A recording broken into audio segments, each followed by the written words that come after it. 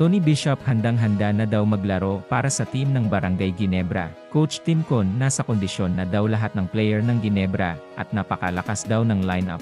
Pero bago natin umpisahan, ay suportahan mo naman ang aking channel.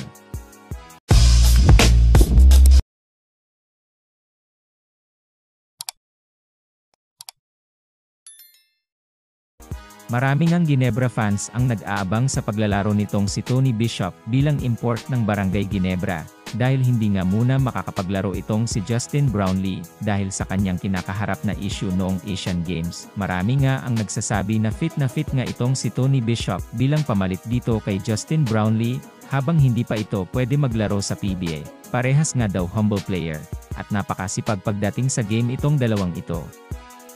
At hindi nga daw mahihirapan itong si Tony Bishop na makisama, dahil halos lahat nga ng player ng Ginebra ay nakilala niya na at nakalaban pa habang naglalaro siya bilang import sa Meralco Bolts. Excited na nga daw siyang makasama ang mga ito.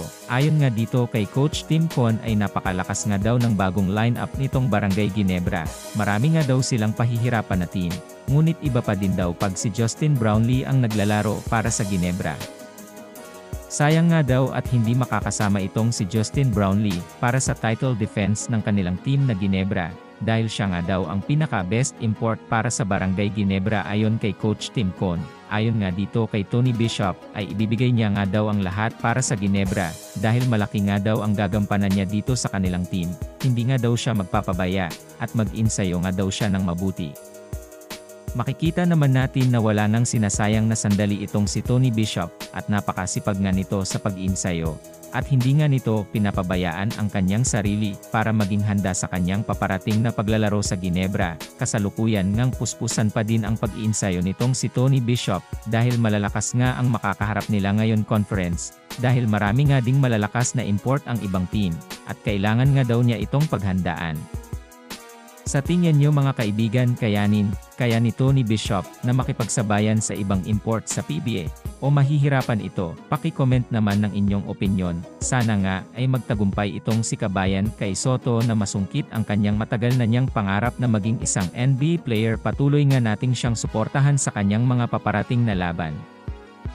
Sana nga din ay magtagumpay ang mga Pinoy sa kanilang mga larangan, at maiwas sa mga injury, at makamit din sana nila ang gintong medalya. Proud na proud kami sa inyo. Patuloy nga nating suportahan ang mga kababayan nating naglalaro ngayon sa iba't ibang dako ng bansa, at patuloy nga nating subaybayan ang kanilang mga laro. Maraming salamat sa panonood ng aking video. Kung nagustuhan mo ang aking video, ay huwag kakalimutang like and subscribe. At huwag mo na din kakalimutang pindutin ang notification button upang updated ka sa aking mga video.